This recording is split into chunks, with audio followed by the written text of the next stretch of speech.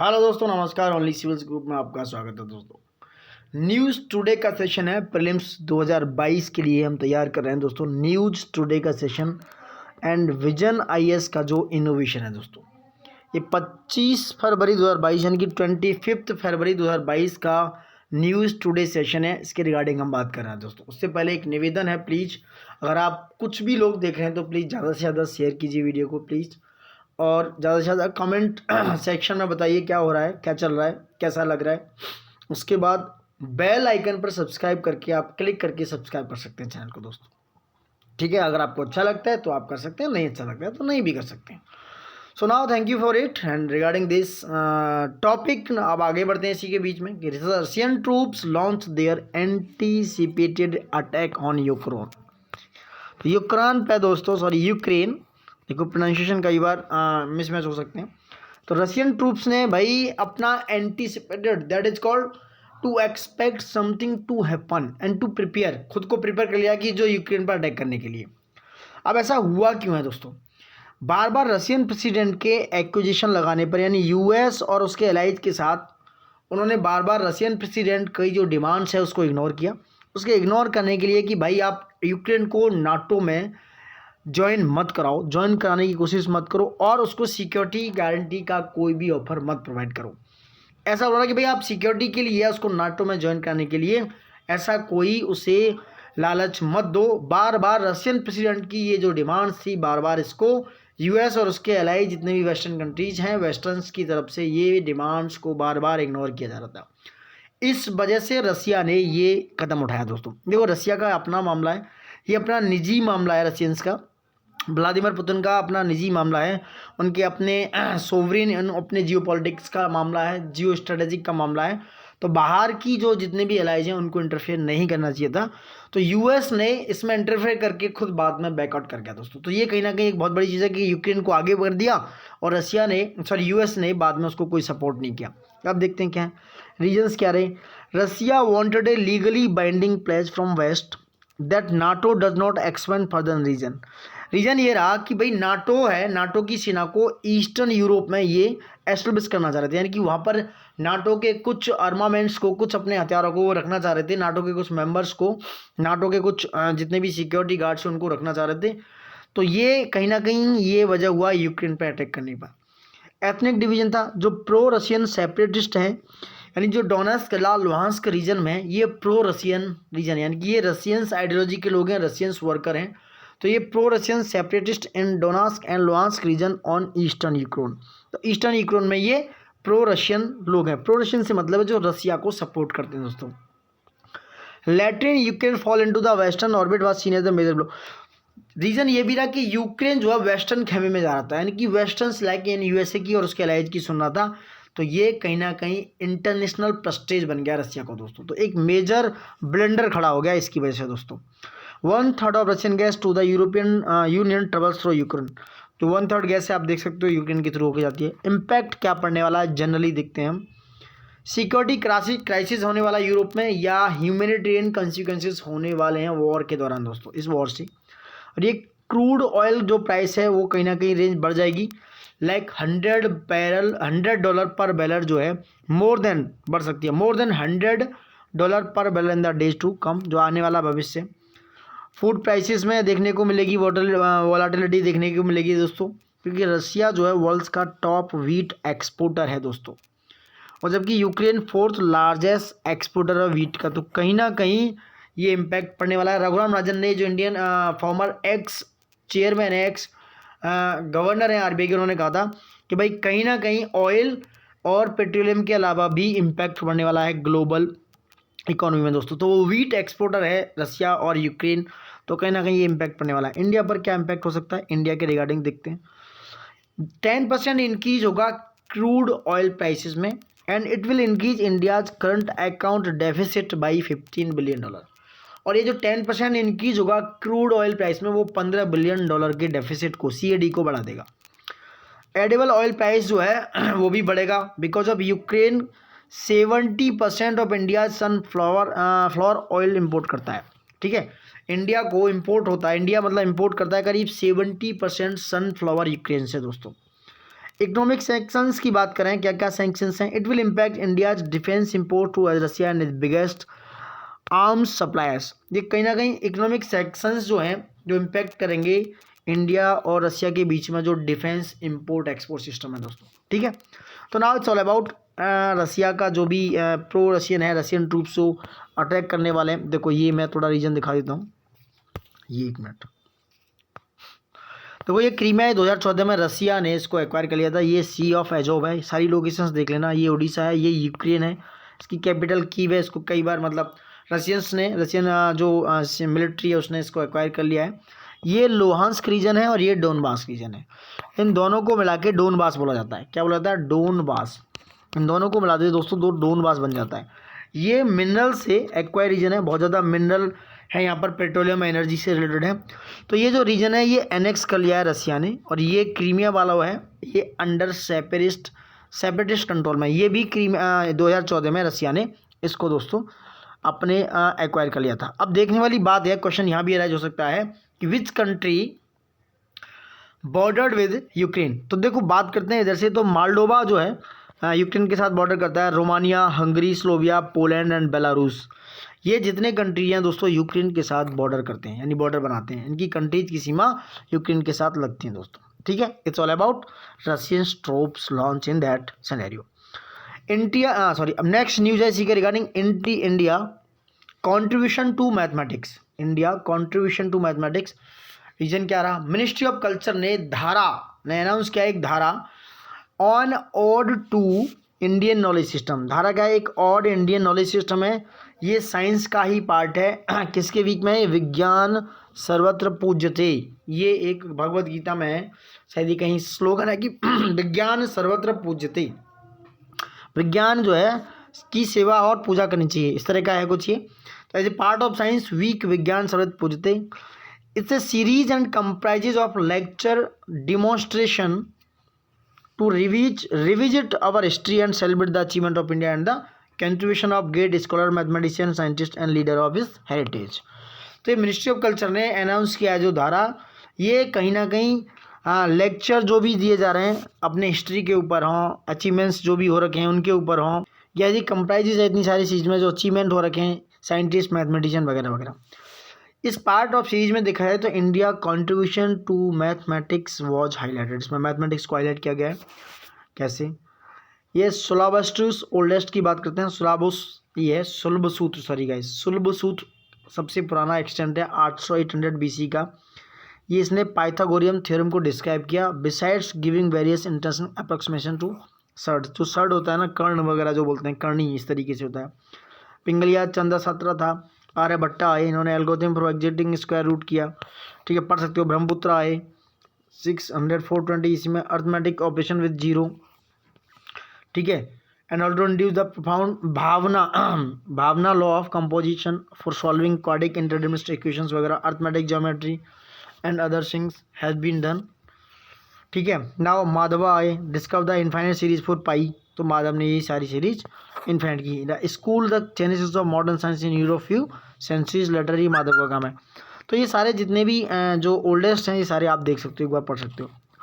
अब बात करते हैं centre to revive ASI's under water wing for exploration. Centre ने ASI जो है आर्कियोलॉजिकल सर्वे ऑफ इंडिया को अंडर वाटर्स विंग के लिए, एक्सप्लोरेशन के लिए बोला, भाई रिवाइव किया इन्होंने। According to ministry of culture की बात करें कि under water wing of archaeological survey of India, जो ASI की अंडर वाटरिंग विंग है, इस being revive for exploration in 4 states. 4 states में ये एक्सप्लोर होगी। द्वारका गुजरात में, several mythological sites like Kaveri delta Tamil Nadu में, कोस्ट इन महाराष्ट्र और उड़ीसा, महाराष्ट्र कोस्ट पर, उड़ीसा कोस्ट पर। तो 4 स्टेट्स में ये एक्सप्लोर होगी, रिवाइव होगी दोस्तों। ASI का हेडक्वार्टर है, ये एस्टेब्लिश हुआ था अंडर वाटरिंग विंग 2001 में, इसको एस्टेब्लिश किया गया था। ये बात हो रही है अंडर वाटर विंग की दोस्तों। तो अंडर वाटर विंग 2001 में एस्टेब्लिश क्या हुआ था। एंड इसके जो डी फंक्शन है more than a decade due to lack of experts की कमी से ये पूरी तरह प्रॉपरली काम नहीं कर पा रहे थे, जो अंडर वाटरिंग विंग है दोस्तों। Technology for under water exploration क्या है? ये क्या रेडियोमेट्रिक टेक्निक्स हैं। It looks for radio active impurities. ये रेडियो एक्टिव जो रेडियोमेट्रिक टेक्निक है, ये रेडियो एक्टिव इम्प्योरिटीज को देखता है, ठीक है। Corals contains calcium carbonate that will help in finding the age of the structure. जो कोरल कंटेन है कैल्शियम कार्बोनेट वो उसकी एज के बारे में, उसके स्ट्रक्चर्स के बारे में, उसकी स्ट्रक्चर की एज के बारे में फाइंड आउट करते हैं, वो हेल्प करते हैं दोस्तों। ये thermoluminescence dating that is called TL, ये होता है date material containing crystalline minerals to a specific heating event. जो थर्मोल्यूमिनेसेंस डेटिंग है इट यूज होता है वो डेट मटेरियल्स में that contain crystalline minerals to a specific heating event, and ये यूजफुल है सिरेमिक्स में, like determine the date of firing as well as for lava even sediment that were expose to substantial sunlight. ठीक है, so this is all about these thing दोस्तों, कि भाई ये सारी चीज़ें TL रेटिंग वगैरह में यूज होती हैं। अब बात करता हूँ नीड फॉर कंजर्वेशन की क्या है। Help in cultural exchange like एक्सट्री के through, learning from international practices के थ्रू, नेशनल बिल्डिंग यानी कि branding of unique culture identity, और increase the livelihood and development activity at local level.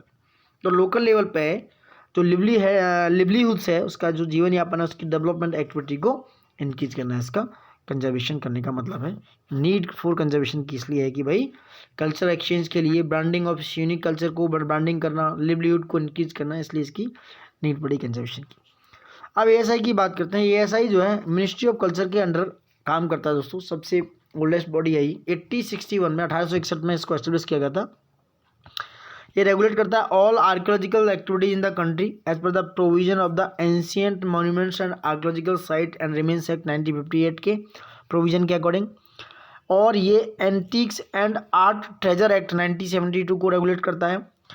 Alexander Cunningham, India's first professional archaeologist, become the first director general of the ASI in 1871।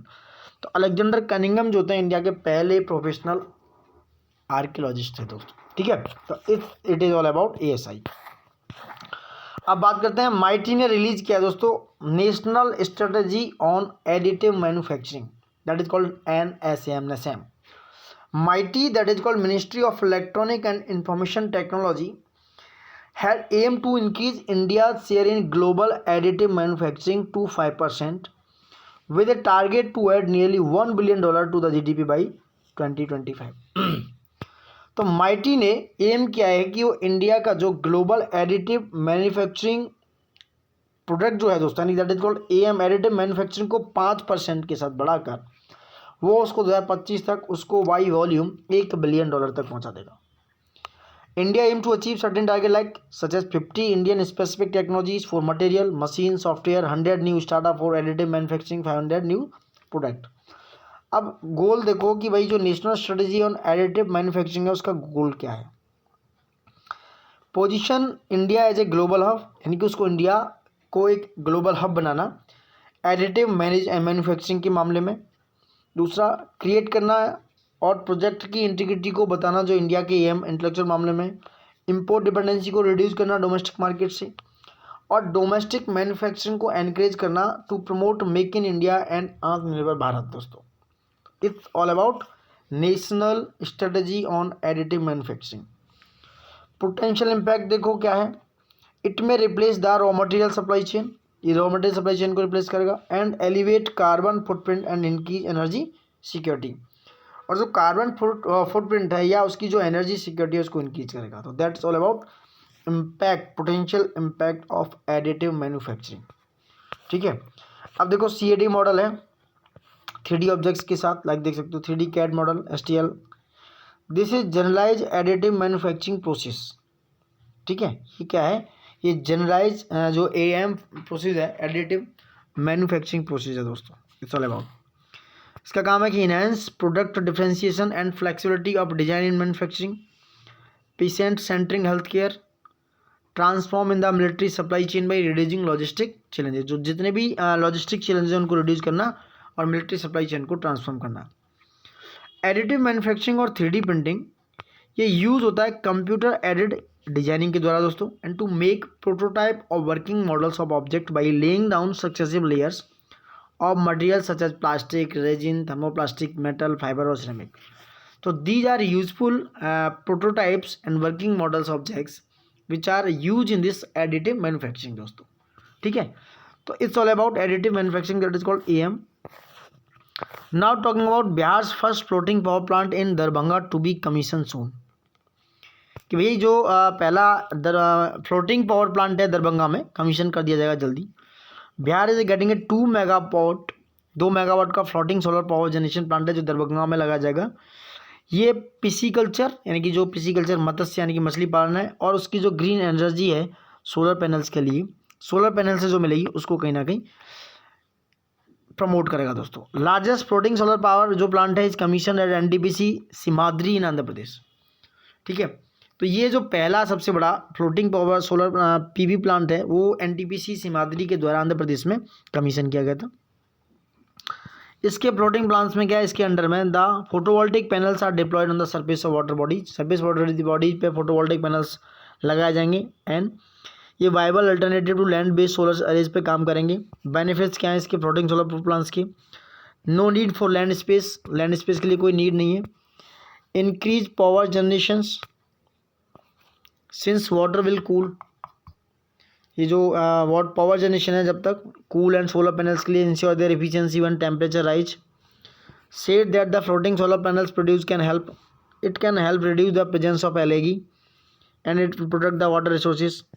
Relatively open water surface can affect. तो ये सारे जो measures हैं ये benefit होने वाले हैं photovoltaic solar power plant से। लैंड स्पेस की ज़रूरत नहीं है, ये पावर जनरेशन को इंक्रीज करेगा, जो एलगी वगैरह का प्रेजेंस है उसको हेल्प करेगा, रिड्यूस करेगा, और वाटर रिसोर्स को प्रोटेक्ट करेगा, प्रिवेंट करेगा जितने भी सीड हैं लाइक ट्रीज फ्रॉम ट्री से आ रहे हैं, माउंटेन से आ रहे हैं, तो सारी चीज़ों को। लिमिटेशंस क्या है, एक्सपेंसिव टू इंस्टॉल, थोड़ा सा महंगा है इंस्टॉल करने में। डिग्रेडेशन एंड कोलिजन का रिस्क है दोस्तों। सेफ्टी इशूज़ हैं like floating solar involving water and electricity से रिलेटेड है। और लॉन्ग लाइफ स्पेन जो है and high load capacity et cetera that is racking system should have be is related to that limitations. Now talking about Madhya Pradesh Road Agency cuts Satpura Panch corridor. Madhya Pradesh road agency ने सतपुरा पैंच corridor को cut किया दोस्तों। क्या किया, Madhya Pradesh road development corporation इसने bypass forest निकाला है। It's reportedly bypass forest and wildlife laws and expand SH43 at the cost of Satpura Melghat Pench tiger corridor. समझ रहे हैं आप, तो एक्सपेंड किया इसने SH स्टेट हाईवे 43 की बात हो रही है, SH मतलब state highway at the cost of Satpura Melghat Pench tiger corridor के लिए दोस्तों। नेशनल टाइगर कंजर्वेशन अथॉरिटी ने पहले ही रिकमेंड दिया था कि animal underpasses 300 metre each, noise barriers, guide walls, fencing, monkey ladder ETC होनी चाहिए। ये NTC ने रिकमेंड कर चुकी है। बाद में national board of wildlife ने उसकी जो स्टैंडिंग कमेटी है also recommend the project with mitigation measures. भाई प्रोजेक्ट हो तो इसको ये जितने भी मिटिगेशन हैं, ये noise barriers, underpasses 300 metre each, तो इन बैरियर्स को कहीं ना कहीं मिटिगेट होना चाहिए। वाइल्ड लाइफ क्लियरेंस क्या है, no wildlife clearance is required to project with to not need environmental clearances. पहले प्रायर क्लियरेंस मिल जाना चाहिए from standing committee of national board of wildlife. It's required outside protected area in cases where proposed project is located within the notified ecosystem zone and EIA notification 2006। ठीक है, environment impact act की बात करें दोस्तों। NTC has expect powers, उसने expect किया हुआ power NTC ने, एंड इंश्योर किया tiger reserves and corridor linking one protected area to another are not diverted और इकोलॉजिकली अनसस्टेनेबल यूज। तो वो कहीं ना कहीं डाइवर्ट नहीं होनी चाहिए और इकोलॉजिकली उसका अनसस्टेनेबल यूज नहीं होना चाहिए दोस्तों। ठीक है, तो this is all about NTC has expect power. Impact of infrastructure projects in wildlife, road, dam and other infrastructure can create noise, air and water pollution that increase as development grows. तो ये सारी चीज़ें हैं जो कहीं ना कहीं infrastructure पर प्रोजेक्ट डालती हैं। Habitat fragmentation and loss, man animal conflict, halt migration routes of animals in their tracks. So these all about impact infrastructure projects on wildlife and it will be highly impacted on that note दोस्तों। तो it's all about कि जो impact जो है infrastructure बनने से क्या होने वाला है कि रोड, डैम और जो जितनी भी noise, air, water pollutions and increase as development grows, fragmentation and loss का habitat, man animal conflict, halt migration routes animals in their track. Halt migration route जो है एनिमल्स का, उसके जो उन ट्रैक्स में है, हॉल्ट जो माइग्रेशन उसको हॉल्ट हो जाता है, जो माइग्रेशन रूट्स है एनिमल्स का हॉल्ट हो जाता है, मतलब रुकावट आ जाती है एक तरीके से दोस्तों। ये है दोस्तों, ठीक है। अब देखो कुछ और न्यूज़ है ये एम्यूट्स पर्सन ऐप क्या है? एम्यूट्स पर्सन ऐप की बात करें, ये ट्रांसपेरेंसी इंश्योर करने के लिए और अकाउंटेबिलिटी को इंश्योर करने के लिए ministry of rural development and panchayat raj ने लॉन्च किया है ombudsperson app for Mahatma Gandhi NREGA, यानी एमजी नरेगा के लिए ये एमजी नरेगा के लिए मिनिस्ट्री ऑफ पंचायती राज ने लॉन्च किया है ombudsman app. Ministry of rural development की बात हो रही है एंड पंचायती राज ने मिलकर, दोस्तों दो मिनिस्ट्री है इसमें, ministry of rural development and Panchayati Raj. ये स्मूथ रिपोर्टिंग करेगा एंड कैटेगराइज करेगा जितने भी ग्रीवांस हैं, कंप्लेंट बेस हैं इस तरीके से, और इम्प्लीमेंट करेगा मनरेगा को, जो जितने भी सोर्सेज हैं और जितनी भी कंप्लेंट हैं रिपोर्ट हो रही हैं उसमें उनको बताएगा, passing awards, disposal of physical forms वगैरह के बारे में। इट विल स्ट्रेंथ, ये मजबूत प्रदान ही करेगा, मजबूत ही देगा दोस्तों। Ombudsman person the discharge of duty, यानी जो एम्बिट्समैन पर्सन है उसको in the discharge of his duty in the hassle free manner by enabling easy tracking and timely passing of awards on each areas. तो hassle free manner में उसको क्या करेगा, discharge करेगा उसकी ड्यूटी से। ये एम्बिट्समैन पर्सन है, it's very important. T+1 settlement cycle क्या है? इंडिया ने इम्प्लीमेंट किया T+1 stock settlement from today, यानी कि आज से, यानी कि 25 फरवरी से, फ्रॉम T+2 सिस्टम के लिए दोस्तों। T+1 इसका मतलब है कि एक सेटलमेंट ऐसा है, settlement it will have to be clear with 1 day of the actual transaction taking place, यानी जब एक्चुअल ट्रांजेक्शन हुआ उस दिन से इसको विद इन 1 डे में कंप्लीट किया जाएगा, इसको क्लियर किया जाएगा। T+1 मीन का मतलब ये हो गया कि भाई एक दिन के अंदर जो भी एक्चुअल ट्रांजेक्शन हुआ है उसको क्लियर किया जाएगा। Now India will become only the second country after China to move to the T+1 stock settlement mechanism in a phase manner. तो इंडिया चाइना के बाद दूसरा कंट्री ऐसा बन गया है जो स्टॉक सेटलमेंट मैकेनिज्म को फेस मैनर में चला रहा है। And it is expected to benefit domestic investors के लिए बेनिफिट होने वाला है, मार्केट लिक्विडिटी बढ़ जाएगी, ट्रेडिंग टर्नओवर बढ़ जाएंगे और बहुत सारी चीज़ें आने वाली हैं। You can see here sustainable cities India programme, ये इसकी बात करते हैं। Sustainable cities, world economic forum and national institute of urban affair ने दोस्तों एक MOU साइन किया है एंड कोलैबोरेशन किया है कि वो सस्टेनेबल सिटीज़ इंडिया प्रोग्राम को डिजाइन करेंगे। ये प्रोग्राम जो है, ये सिटीज जितने हैं इस enable cities to decarbonize in a systematic and sustainable way that will reduce emissions and deliver resilient and equitable urban ecosystem. तो ये जो प्रोग्राम है डीकार्बनाइज करेंगे सिस्टमेटिक एंड सस्टेनेबल वे में, एंड जो एमिशन है या जितना भी इक्विटेबल अर्बन इकोसिस्टम है उसको कहीं ना कहीं रिड्यूस करेंगे। World economic forum and national institute of urban affairs की बात हो रही है। It will adapt World Economic Forum City Sprint Procedure and Toolbox of Solution for Decarbonization in the context of 5 to 7 Indian cities in 2 years। 5 से 7 city वो ऐसे उठाएंगे जो 2 साल में उनको डिकार्बनाइज करना है। अब बात करते हैं स्पर्श। व्हाट इज स्पर्श?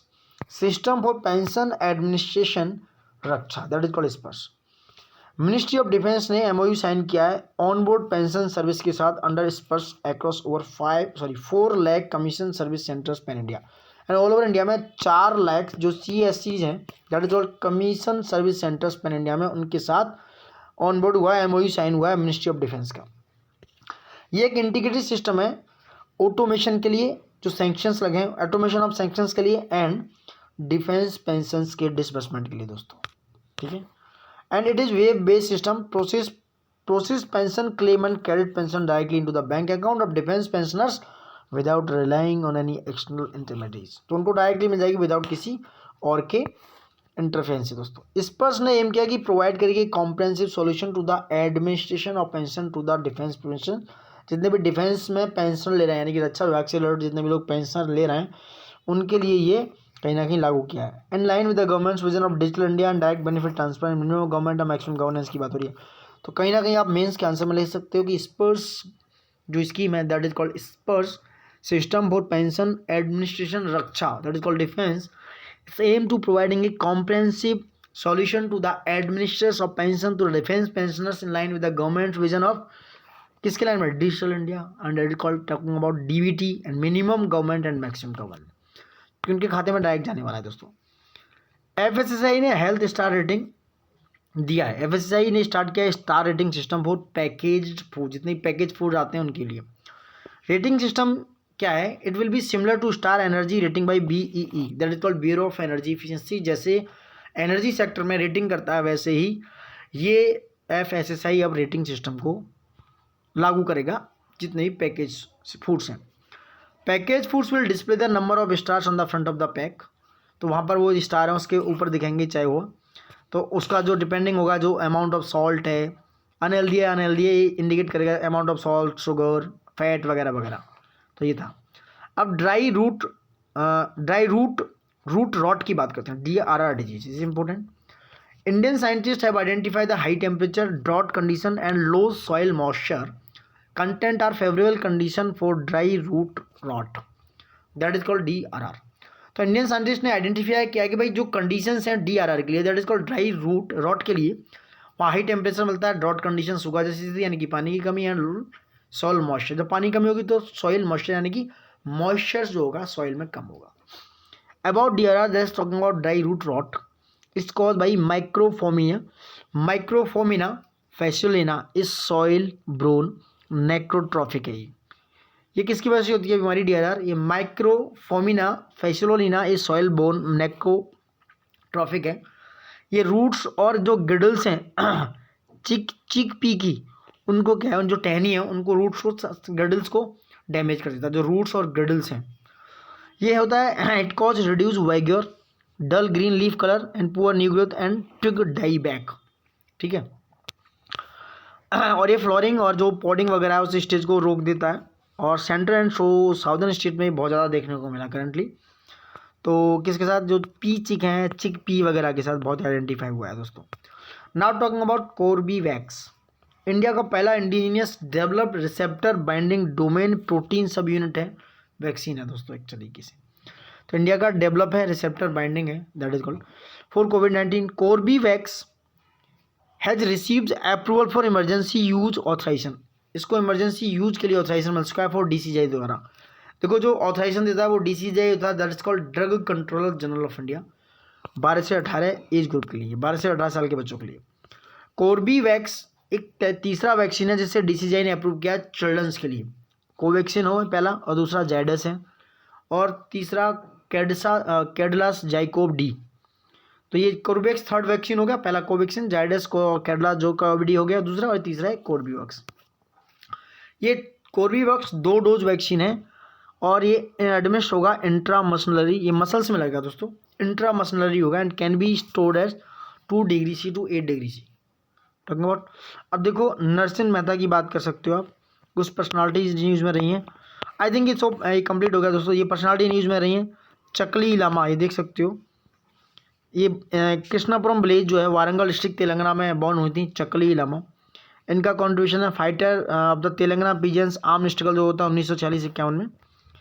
ये फ्यूडल लॉर्ड्स जितने भी सामंत लॉर्ड थे उनके रिबेल अगेंस्ट में रिबेलिएशन थी, ये रिबेल थी मतलब रिबेलियन थी, बगावत कर दी इन्होंने। It fascinate by the idea of the communist party and symbol of self respect and revolutionary, इनकी पर्सनली ट्रेट है इनको जो मिले हुए हैं।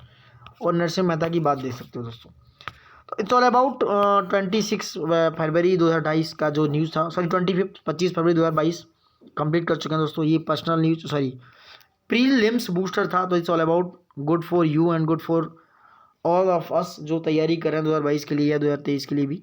तो इंपॉर्टेंट न्यूज़ थी जो हमने बताई इसके रिगार्डिंग।